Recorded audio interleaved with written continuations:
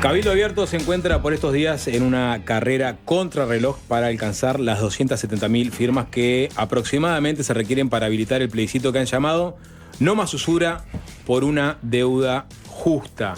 La iniciativa, que propone modificar el artículo 52 de la Constitución para que las tasas de interés máxima sea fijada por una nueva ley con mayorías especiales y crea facilidades para cancelar las deudas ya existentes, estaba, al menos hace una semana, a 100.000 firmas de alcanzar el número necesario. La fecha límite es el 27 de abril y si no se alcanzan las adhesiones, la propuesta no podrá ser puesta a consideración junto a las elecciones nacionales de octubre. ¿Cómo encara este desafío el candidato de Cabildo Abierto? Vamos a conversar de este y también otros asuntos con el propio senador de la República, Guido Manini Ríos. Bienvenido a Fácil de Guiarse. Buenas tardes, un saludo a toda la audiencia. La verdad que es un gusto estar hoy con ustedes. Bueno, vamos con los datos que estamos tirando en la presentación. Efectivamente, ¿cuántas firmas le faltan en este momento a Cabildo para habilitar el plebiscito? Bueno, estamos todavía en el proceso de depuración de muchas firmas que han llegado en la Semana Santa, que nosotros siempre hacemos un proceso previo de ver si realmente coinciden las credenciales con los nombres. Siempre cada 10, 15 o 20 firmas aparece alguna que la tenemos que dejar aparte, porque queremos tener los números exactos. Nosotros estamos ahora a 90 y poco mil firmas de llegar a las 270.000 que queremos para presentar el 27 de abril. Quedan 25 días, un poco menos, 24 días, por lo cual se están requiriendo el entorno de las 4.000 firmas diarias. Estamos intensificando el número de firmas. Yo diría que en estos últimos días se han juntado en el orden de las 3.000 firmas diarias, pero también tenemos esperanzas en muchas papeletas que han sido distribuidas a lo largo y ancho del país que todavía no han sido devueltas y que no sabemos de su realidad, si han sido firmadas o no. Mucha gente que ha pedido para llevar para sus vecinos, sus compañeros de trabajo, su familia, etcétera, etcétera.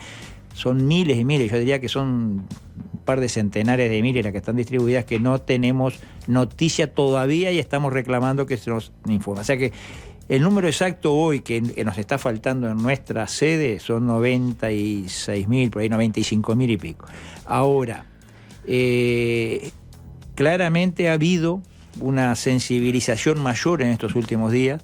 Yo honestamente voy por la calle y me para siempre alguien, ¿dónde puedo firmar? Porque acá tal vez no sea tanto el faltante de gente interesada en firmar, sino nuestra capacidad en base a nuestra estructura de llegarle a todos los que firman.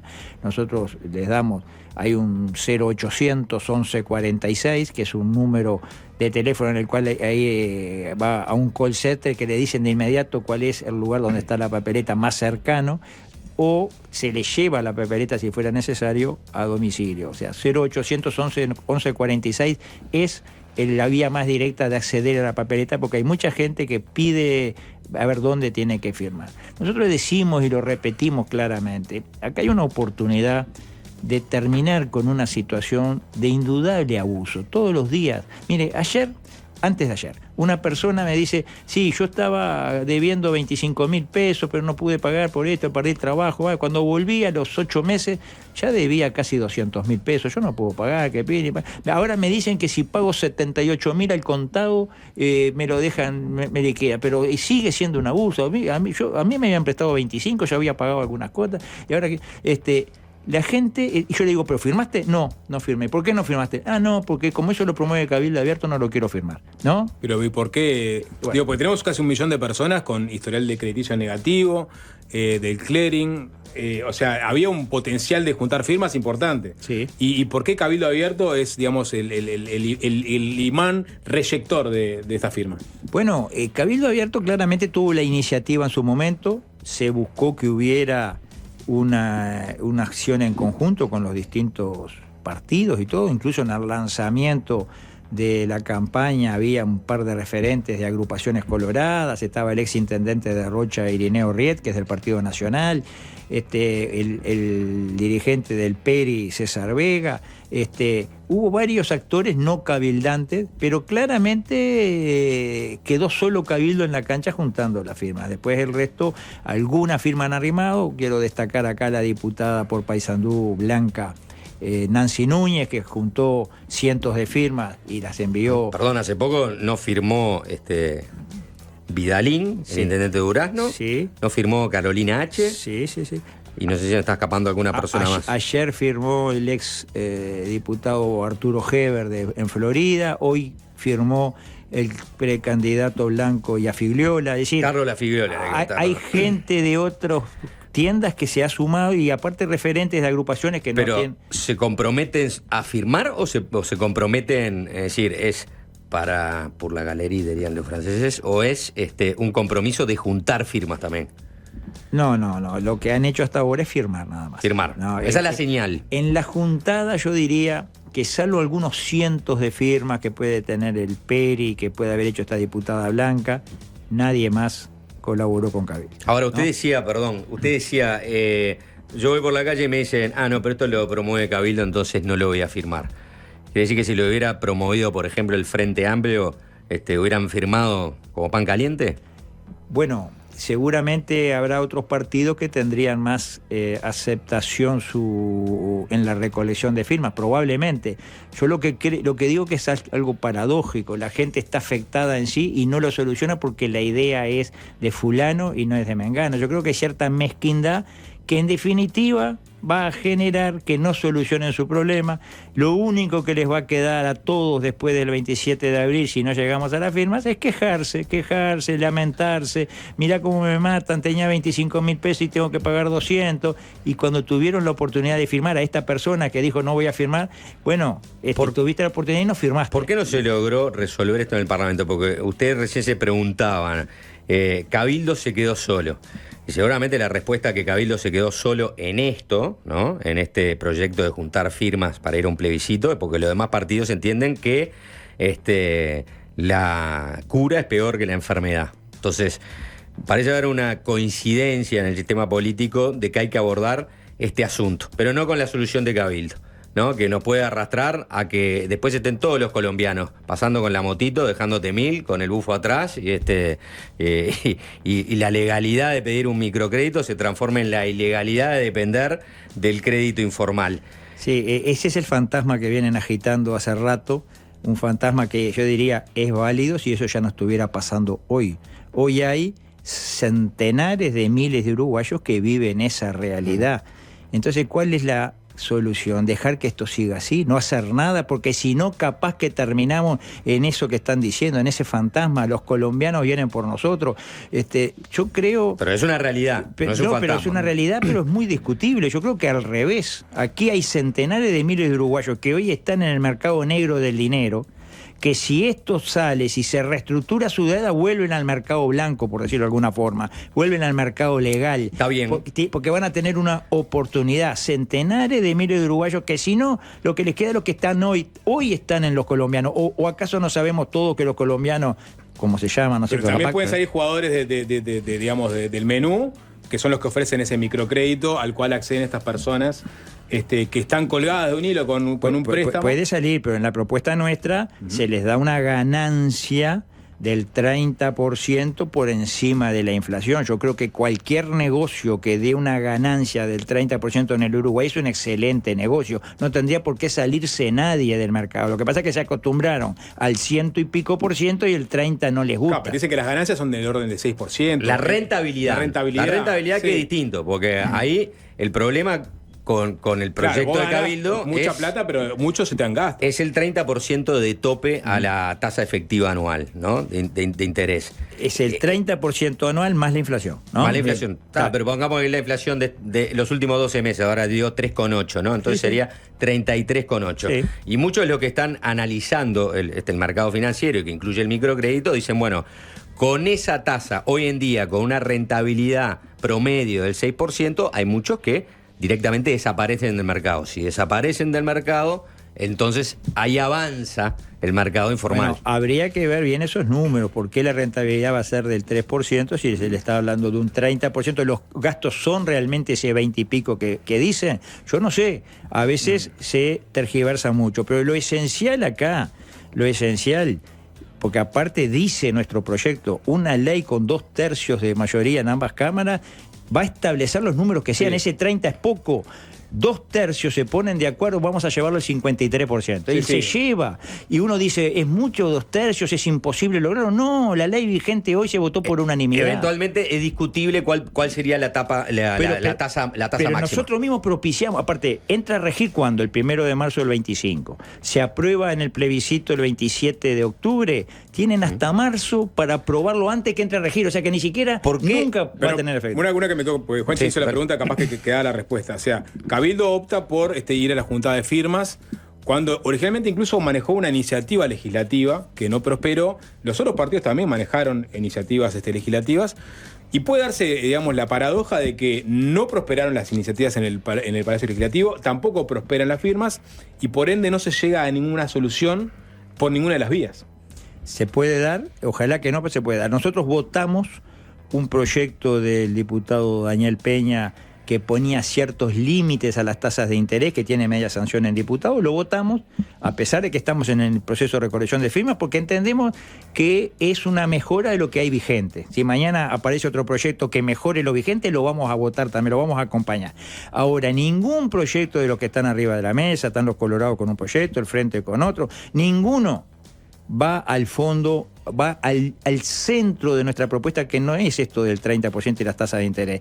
El centro de nuestra propuesta es la reestructura de los que están enterrados. Esos centenares de miles de uruguayos que no tienen forma de pagar, que no van a pagar, incluso 700.000 son considerados deudores irrecuperables. Bueno, a ellos es a los que hay que atender. Y si no se hace ahora, se va a tener que hacer dentro de un tiempo, porque esto es como una olla de presión que se sigue alimentando y esto termina mal. Entonces, acá hay que atender esa reestructura de la deuda y ahí vamos al concepto de deuda justa, que es la otra parte y que creo yo que es la medular. Ya hablamos con Kenneth Coates en su momento, tuvimos una larga entrevista. Quizás los que quieran escuchar los pormenores de esto. Pero hay algunas críticas del sistema político diciendo Cabildo Abierto actuó con cierta mezquindad porque podría haber acordado políticamente un proyecto y sin embargo se lanzó solo porque podía eventualmente capitalizar políticamente una junta de firmas con un tema tan acuciante para una gran porción de la población. Acoto, perdón, algo, porque a mí inclusive me lo dijo en su momento el senador Charles Carrera, no la última parte, ¿no?, que se cortó solo para llegar a la población, pero sí la posibilidad de unificar la iniciativa legislativa del Frente Amplio y Cabildo, que se estaba avanzando en ese tema y que en un momento... Lo que pasa es que la iniciativa del Frente Amplio no era solución para los deudores actuales, no era la reestructura. Dejaba en manos de la buena voluntad de los acreedores la reestructura. Entonces nosotros entendimos, eso no es solución, no es solución. Todo esto es válido, que somos mezquinos, que nos cortamos solo, que queríamos... si es que no hubiéramos agotado durante más de 2 años todas las instancias para llegar a un acuerdo legal, para que hubiera una ley. Nosotros intentamos que hubiera una ley. Incluso perdimos un tiempo que ahora puede haber resultado decisivo, entre que en noviembre del 22... se votó negativo, quedaron solo las manos de Cabildo en la votación, hasta que saltamos recién a mediados del año 23 con esto de la firma, porque esperábamos, incluso yo lo dije públicamente en noviembre del 22, vamos a esperar hasta después de la Semana Santa a ver si hay un acuerdo legal. Queríamos que hubiera un acuerdo con un proyecto de ley, pero no hubo. Y después que nosotros empezamos con la firma, aparecieron estos proyectos del Frente Amplio o del Partido Colorado, que ninguno de los dos es solución definitiva, es solución en serio, digamos. Hay una instancia de acuerdo entre acreedor y deudor, pero en definitiva, si el acreedor no accede, no hay acuerdo. Entonces, y aparte es tan lento que en el mejor de los casos se podrán fallar algunos cientos por año y hay cientos de miles afectados. Entonces, no hay solución real en las propuestas que hay. Por eso nosotros hemos insistido como último cartucho, no es que querramos, sabemos que no es bueno meter en la Constitución estas cosas, pero es la forma de obligar, primero que nada, que la papeleta nuestra propone que haya una ley por 2/3 de mayoría, ¿no? Y segundo, esta reestructura, si no es así, no va a ser solución en serio. Para cerrar este tema y pasar al tema electoral, porque aparte hoy tenemos que cerrar unos minutos antes porque hay fútbol. ¿Qué pasa si no se llega a las firmas? ¿Cuál va a ser la acción de Cabildo después de eso? Bueno, primero que nada esperemos llegar. Si no se llegara, vamos a continuar juntando firmas hasta llegar. Podrán demorar 3 meses más. acá no hay plazo. Esto no es un referéndum que hay un año, acá no hay plazo. Cuando las tengamos, las presentamos y se va a convocar, ya no será para el 27 de octubre, será para la próxima elección nacional. Ahí hay 2 bibliotecas, si las elecciones de mayo son elección nacional o no. Es departamental, pero de convocatoria nacional. Hay discusiones jurídicas ahí que habrá que zanjarlas, pero cuando sea, va a haber la instancia del plebiscito, a no ser que esto se solucione en serio, no con por vía parches. legislativa. Por vía legislativa. Ojalá que haya solución legislativa. Yo digo, al margen de todo lo que venimos hablando, ya el solo hecho de estar en este terreno ha hecho bajar significativamente las tasas de interés. Bajaron como 30 puntos las tasas de interés. De aquellos 180 largo por ciento, ya bajaron a 100 y poco por ciento hoy, sin nada que lo explique. Solamente la conciencia clara que tienen los acreedores de que estaban abusando de la gente. O por los efectos del mercado, capaz. Se promedió la tasa y capaz que terminó bajando. se adjudica a Cabildo Abierto el hecho de que hayan bajado las tasas. No, yo no quiero adjudicarme nada. Yo digo un dato de la realidad. Desde que esto se puso arriba de la mesa, primera vez que se pone a discutir esto, empezaron a bajar significativamente, incluso hasta bajan ciertas condiciones, le dicen a uno que le querían cobrar 200, si pagás 78.000, cosas, hay cierta benevolencia que antes no existía. Bueno, yo creo que es una buena señal y ojalá que incluso ante la posibilidad de que el plebiscito se haga igual, aunque sea más adelante en el tiempo, todos reaccionen y bien, al menos se oficie como límite. Viene bajando la tasa del Banco Central, digo también, que eso influye en todas las demás. Claro, pero recordemos que el centro acá es el promedio de las tasas de interés de la banca privada, porque en República está afuera, más 55%. Entonces, eso ha ido bajando significativamente. Pasamos a otros Vamos al plano temas. electoral, ¿le parece, Manini? Esta grabación que la agarraron un poco de improviso fue cuando estaban esperando el resultado de la LUC en el Radisson, ¿no? Que después el propio Manini tuvo que salir a explicar un poco, darle contexto a sus dichos, ¿no? Vamos a volver a escucharla, una conversación entre usted y Alberto Volonté, en la que señalaba lo siguiente.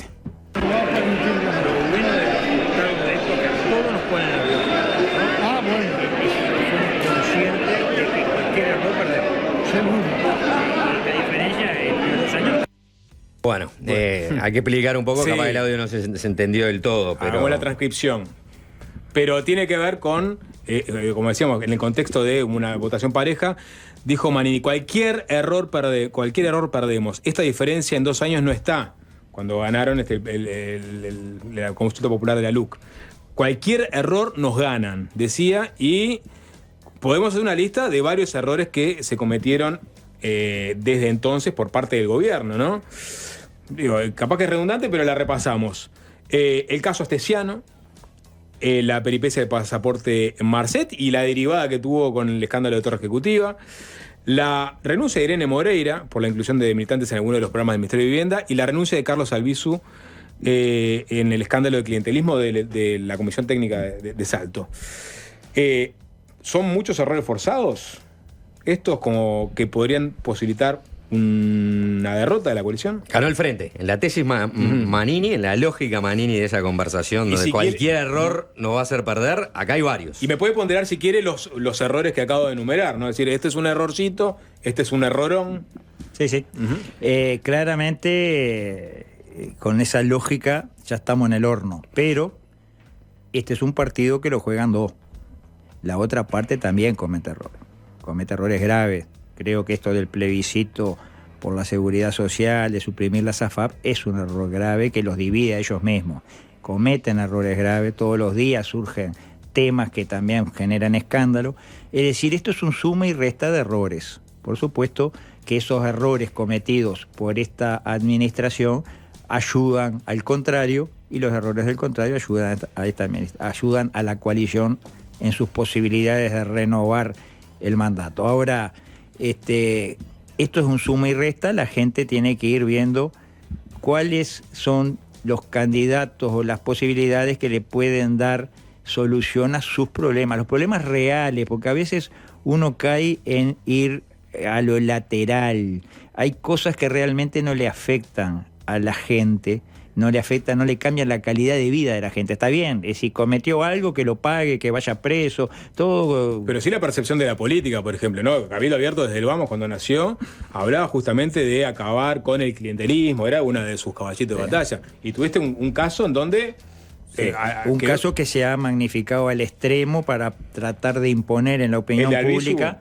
Dice, no, yo estoy hablando de no fui a Irene Moreira todavía, ¿no? Estoy hablando de Alviso ahora. Sí, que es un caso en donde el propio presidente tomó la decisión de sacar del puesto a Alviso. Hubo una interpelación, hubo, digamos, una revisión de los contratos que se realizaron, es decir, se aceptó tácitamente que hubo clientelismo político. Y eso, proyecta a la población una imagen negativa de la política, ¿o no? Sí, sin lugar a duda. Nosotros fuimos especialmente críticos ahí. Yo mismo pedí, el mismo día que Alviso dio el paso al costado, yo había pedido en la mañana de ese día que tenía que dar el paso al costado. Lo hice en algunos medios de comunicación. Pero realmente nadie puede discutir que eso estuvo mal, que es un error, y que nosotros mismos, cuando se hizo la interpelación en sala, exigimos que estos designados fueran apartados del cargo. Se exigió, se pidió la moción que se votó al final, que me acuerdo que fue algo medio sui generis, porque se hizo un Frankenstein ahí entre la moción nuestra y otra, se sacaba una línea de esta, otra línea de esta, y quedó una moción que en definitiva critica lo que se hizo en Salto Grande. Somos especialmente críticos de ese accionar. ¿Y con el de Moreira? Y bueno, con el tema de Moreira, yo lo que digo, se ha magnificado un caso para tratar de llevar a Cabildo Abierto, a la opinión pública, como más de lo mismo. Como en Cabildo Abierto no lo pueden enganchar con ninguno de los 3 grandes escándalos que hubo en esta administración, como no lo pueden enganchar con lo de Salto Grande, como no lo pueden enganchar con las escandalosas situaciones de las intendencias del país, con la entrega de terrenos a cooperativas a cambio de militancia, con tanto que le encuentran un par de viviendas en las que se facilitó el acceso a alquiler con opción a compra, es decir, ni un peso de pérdida por parte del Estado, y se le encuentra que se apartó de una resolución, o que no se aplicó bien una resolución del año 2009, donde se habían otorgado 74 viviendas anteriormente, pero que Irene Moreira no llevó no la aplicó a rajatabla en cuanto a su espíritu. Yo digo que del ministerio de Irene Moreira se podrían decir muchas cosas muy positivas, porque fue realmente un gran ministerio que bajó las tasas de interés que pagan los cooperativistas, que cambió el sistema constructivo, incluso impulsando la construcción en madera, bajando el precio del metro cuadrado, que estableció el entre todos, que permite que se pueda alquilar con opción a compra, que mejoró sensiblemente la calidad de lo que entrega el Juntos, eso lo reconocen todos, incluso dentro del ministerio, y ahí hay de todos los pelos políticos, que bueno, este plan Avanzar, que es cierto que no es solo el Ministerio de Vivienda, es junto con Presidencia de la República, pero el plan Avanzar que se está llevando adelante para la erradicación de asentamientos es el más ambicioso. El Ministerio de Irene Moreira fue un excelente ministerio que se busca opacar o se busca ensuciar con este caso, que sí, ella misma reconoció. Si me equivoqué, pido disculpas. Ahora, lo dijo. Buena parte de todas esas enumeraciones, lo que más va a quedar en la opinión pública es justamente el tema de la adjudicación de vivienda a militantes de Cabildo. Usted decía, a militantes no, de las 2 casas de esas entregadas, una era una persona que pertenecía a Cabildo y la otra no es de Cabildo, es blanca. Bueno, hecha la aclaración, la otra es blanca, por eso. Entonces lo que yo digo, si lo que se buscó, en sus propias palabras, utilizando otro sustantivo, o sea, fue enlodar a Cabildo Abierto, esa decisión, pregunto, ¿no? La de decir, bueno, mira que Cabildo Abierto es igual a todos. No es distinto como ellos te lo plantearon. Esa decisión, ¿quién la tomó? La tomó el presidente, porque el presidente fue el que, en definitiva, por utilizar otra expresión coloquial, le corta la cabeza a la ministra de Vivienda. Sí, no le dio la oportunidad de hacer la defensa correspondiente en una interpelación, como se le dio a todos los demás ministros involucrados en algunos escándalos en esta administración. No la tuvo seguramente porque era de Cabildo Abierto. Si hubiera una ministra blanca, no me cabe duda que hubiera ido a la interpelación. Tuvo dos varas. A mí no me... Hubo doble vara. Pero usted fue ¿sí? más a fondo, nunca en una comunicación interna con gente de Cabildo, habló de plan dispuesto desde la torre ejecutiva. Cuando se... Eso en su momento lo aclaró también, pero sonó muy duro y sonó como que era un ataque directo para erosionar la imagen de Cabildo Abierto. Un complot. Un complot, básicamente. No quiero hablar la palabra complot, parece muy paranoico, pero claramente, recuerden ustedes, pónganse en la fecha, hacía una semana se había votado la ley de la seguridad social, que llevó una gran rispidez en su momento, porque nosotros nos pusimos muy duros en algunas correcciones a la ley que finalmente se votó y llegamos a decir en un momento, si no se hacen estas correcciones, no la votamos. Y eso generó un gran malestar y a la semana pasa todo esto. Yo no quiero... No es un complot, es una vendetta, entonces. Bueno, no sé, yo no lo quiero calificar. Bueno, pero lo que le explicó como un plan dispuesto, de torre pero ejecutiva. es duro lo que pasó, ¿no? Y es difícil también, después de que haya pasado todo eso, digo, a veces como, y citándolo a Mujica, ¿no? En la política hay que tragarse sapos. Es duro que, si usted considera todas estas posibilidades, más allá de calificarlas con alguna etiqueta especial, que se haya quedado en esta coalición y que siga en esta coalición. Sí. La verdad que es duro, tiene usted toda la razón. Nosotros siempre hicimos caudal de que miramos el monte y no el árbol. Creemos que la coalición tiene que seguir, tiene que tener las mayorías, quedaban por delante instancias importantes, ley de rendición de cuentas, etcétera, varios aspectos donde había que pelear muchas cosas que de hecho las peleamos y se lograron muchas cosas en los meses sucesivos. Es duro, pero uno a veces tiene que sacrificar determinadas cosas, ver el monte y no el árbol, que el árbol no nos ciegue. Lo hemos dicho, lo hemos hecho con ese espíritu, queremos seguir aportando, colaborando y dando las mayorías necesarias para cuando hay que decidir determinadas cosas a nivel parlamentario. Senador, hay una más que me queda de todo este episodio, ¿no? Que me hace acordar, a usted le gusta el fútbol, me imagino, como a tantos uruguayos, que me hace acordar, si me voy me llevo a uno. Y hablando de eso bueno, está bien, vamos a tomar como buena la tesis que expuso Manini, había calentura por cómo Cabildo se termina plantando frente a la reforma de la seguridad social, y bueno, y lo que hay es, está bien, calentura, toma, acá, te voy a mostrar lo que yo puedo hacer si vos te me parás de punta. Pero hace muy poco también, cuando este tema volvió, porque apareció obviamente el informe, la auditoría de la interna del ministerio, este tema volvió a estar sobre el tapete. Creo yo que es destacable, resaltable, la total libertad con la que actuó la abogada que hizo la investigación, la total libertad, creo que nadie lo discute eso, y no es una cosa menor. En un ministerio que sigue siendo el titular de Cabildo Abierto, se dejó actuar con total libertad, eso es bueno resaltarlo siempre. Irene Moreira habló y dijo, bueno, volvemos sobre este tema, a ver, de este tipo de pedidos hubo de varios lados, hubo de presidencia, ¿no? Enumeró otros lugares donde habían salido pedidos muy similares, como diciendo, aguarda, que si siguen pinchando, si alguien quiere pinchar acá, sí, yo me llevo a uno. En honor a la verdad, no lo dijo ahora, lo dijo cuando la investigación, hace varios meses. Esto sale ahora a luz porque sale la investigación a luz. Es parte de la investigación. Pero Irene no abrió más la boca. Es verdad, y lo único que dijo el día que estuvo la resolución, el 1 de marzo, hizo esa declaración de 6 minutos, que incluso la grabó, porque no estaba en el país ella, la grabó, y incluso pide disculpas si se equivocó. Y hasta ahí habló y no habló más y no va a hablar más. Pero el país accedió a ese fragmento y lo publicó y fue un titular de diario. Sí. Pero fue dicho hace meses cuando se le investigó, se le preguntó, ¿y usted esto? Sí, yo lo decía, incluso me venían pedidos incluso creo que hasta menciona legisladores de la oposición que me pidieron. No, y el informe habla de un pedido o por lo menos un seguimiento de la secretaria de la calle Herrera, de un acceso a Ahí está. un alquiler. Pedidos había todo tipo, pero ¿cuál era el modus operandi? Venía el pedido, la ministra hacía una comunicación, es interés de la ministra que se analice y se acceda a este pedido, ¿no?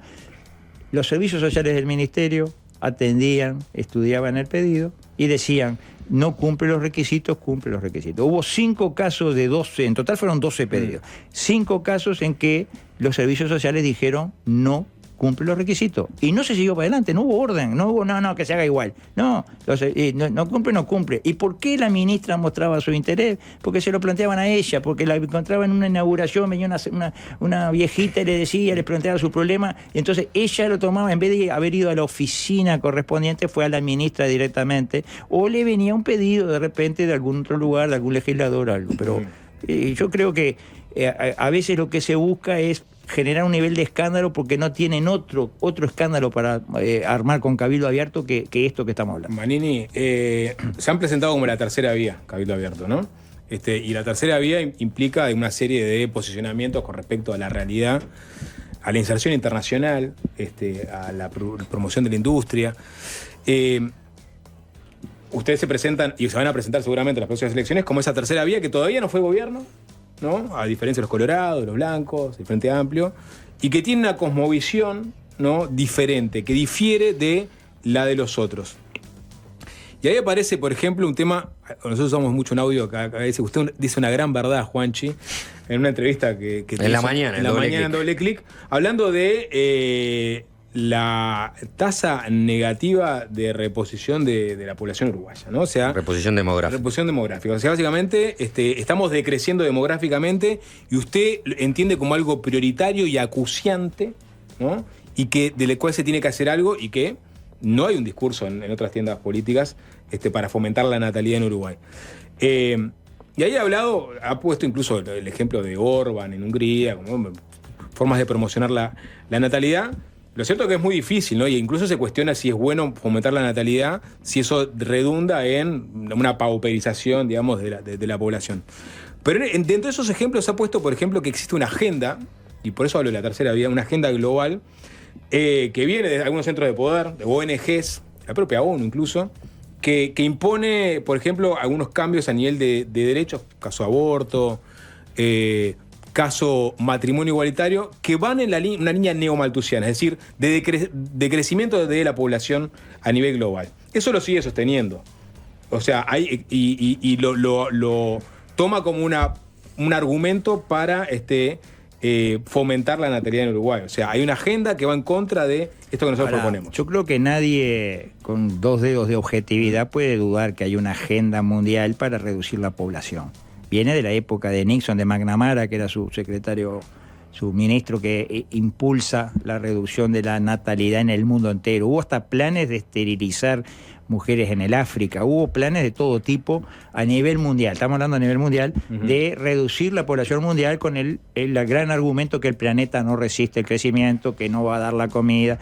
Malthus decía eso, que la comida aumenta en forma aritmética y la población en forma geométrica, que no, lo cual se demostró después que era falso, la comida también aumenta en forma geométrica.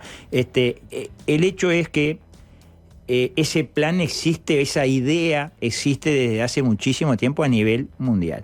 Yo digo, hay países... ¿Pero llegó a Uruguay, dice ese plan? Bueno, a Uruguay le exigen a veces en la letra chica que o no le permitirían, por ejemplo, políticas contrarias a eso que se está promoviendo, a esa Agenda 2030. Claramente Uruguay está condicionado por su propia debilidad. Uruguay es muy dependiente de los préstamos, etcétera, etcétera. Yo digo, hay países, y lo pongo, miren que no me quiero meter con nadie en especial porque después genera problemas, pero Bangladesh, que es un poco más grande que Uruguay y viven 200 millones de habitantes o más, no sé, ¿no?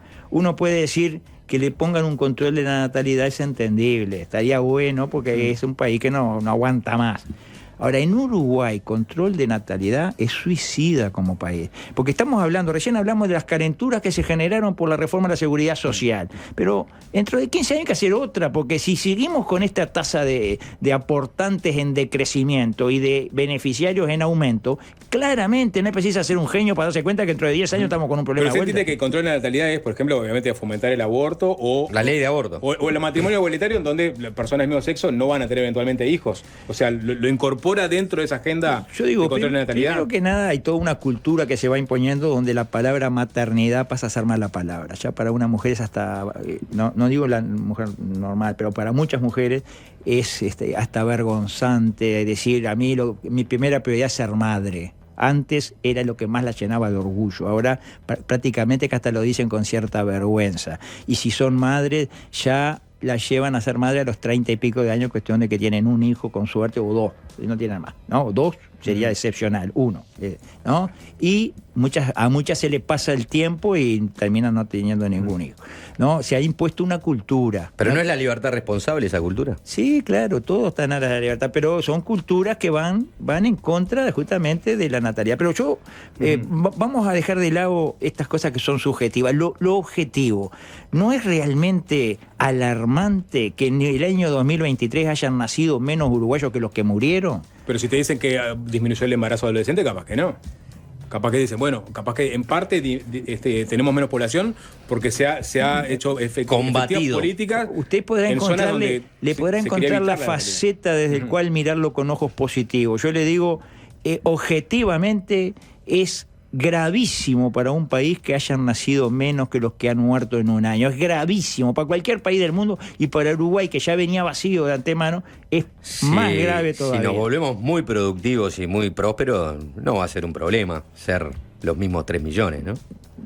¿Que no va a ser un problema? Si nos volvemos muy productivos y muy prósperos, no va a ser un problema, porque no va a ser una necesidad demográfica sostener a los futuros jubilados, ¿no? Y jubilados. Pero el tema es que es una población cada vez más envejecida, hay una fuerza laboral que se va perdiendo. Yo creo que el hecho que haya habido 6.500 niños menos en las escuelas al empezar las clases es una señal, porque esto seguramente el año que viene va a ser más y más y más, escuelas vacías, menos niños. Yo creo que es un problema muy serio para el Uruguay. ¿Pero se le adjudica también a esa agenda internacional, o sea, de la agenda del aborto y el matrimonio igualitario, la disminución de la natalidad en Uruguay, o no?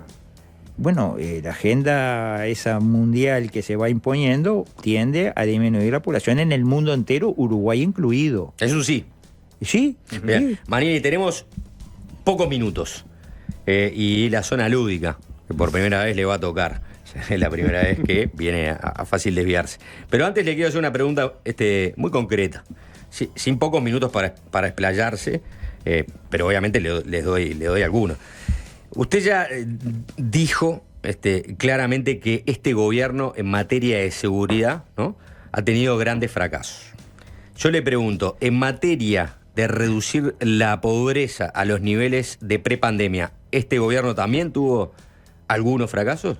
Bueno, los guarismos recientemente mostrados marcan que no se ha bajado la pobreza, que era el objetivo que tenía este gobierno. La verdad que ¿Es un fracaso? Yo no usé nunca la palabra fracaso, ni siquiera en seguridad. Digo que los números actuales son inaceptables. Y en materia de pobreza también es negativo, es inaceptable estos números. Ahora, no podemos perder de vista la realidad. Acá hubo que destinar 2.000 millones de dólares a atender algo que era imprevisto, algo que surge a los pocos días de instalado este gobierno, porque era prioritaria la salud de la población. Y eso, quiera o no, afecta a cualquier política. Y otra cosa que no podemos perder de vista, porque ahora yo he escuchado a muchos que se han puesto la máscara, rostro de piedra, y acusan abiertamente a este gobierno de ser el causante de esta situación que aumentó la pobreza, etcétera, etcétera, la insensibilidad a los neoliberales, los mayaoros y todo eso, toda esa historia. No olvidarse que cuando el 1 de marzo del 2020 este gobierno asumió, vivían en asentamientos irregulares, en condiciones indignas, 200.000 uruguayos, en 600 y pico de asentamientos, perfectamente relevados, no son datos subjetivos, son objetivos. Después de un periodo de bonanza económica, acá se estima que para terminar con el último asentamiento en el Uruguay y que todos los uruguayos tengan una vivienda digna, se precisan 3.000 millones de dólares. Eso fue lo que se malgastó, lo que se dilapidó, lo que se despilfarró en gobiernos anteriores. Entonces, que no se pongan ahora la máscara a acusar de la pobreza a este gobierno. Es cierto, sí, los números no son buenos y hay muchísimo por hacer. También es cierto que hubo realidades que golpearon a este gobierno que no estaban previstas. Me quedo con este discurso y cierro esta parte diciendo entonces que a pesar de los roces y todo lo que hablamos, Cabildo y la coalición, un solo corazón. Cabildo y la coalición van a trabajar fuerte para que la gente tenga en la coalición republicana la opción de seguir enderezando cosas que se han torcido tanto durante tantos años. Cabildo no va a renunciar nunca a sus posiciones, su visión de los distintos problemas, visiones que a veces son muy diferentes de los socios de la coalición. El caso de la deuda del que hablábamos hoy es uno, el caso de aquella ley forestal es otro, el caso de las políticas hacia las drogas es otro. Tenemos medidas de seguridad. Cabildo ha propuesto claramente cosas que no han sido consideradas. Es decir, diferencias tenemos, las vamos a seguir teniendo, pero vamos a trabajar para que la coalición se fortalezca y que sea una alternativa válida para renovar su mandato en octubre. Zona lúdica para el general Guido Manini Ríos.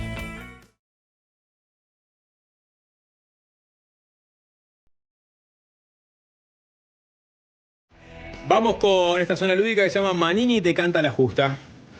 ¿Sabe Manini qué es la zona lúdica de Fácil Desviarse? Pregunta. Ni idea. Ni idea. Excelente, me encanta. Lo que dice su nombre, zona lúdica. Es muy fácil, es como si fuera una consigna de su community manager para TikTok. En este caso, la consigna se inspira en la campaña por una deuda justa. Si Manini sabe que es una deuda justa, seguramente sepa qué otras cosas son justas y qué cosas no lo son. Así que vamos a pedirle que nos ayude a administrar justicia. Le vamos a leer una lista de situaciones a ser evaluadas y usted nos tiene que decir, ¿es justo? Si así lo cree. No es justo si no lo cree. Fácil, ¿no? Casi que un ping-pong. ¿Arrancamos? Arrancamos. ¿Es justo o no es justo que señalen a Cabildo Abierto como un partido militar? No es justo. Las prerrogativas que tienen las intendencias para hacer designaciones directas. No son justos. La ley de cuotas para equilibrar la representación de género en el Parlamento. No es justo. El garrón que se comió la FLUF.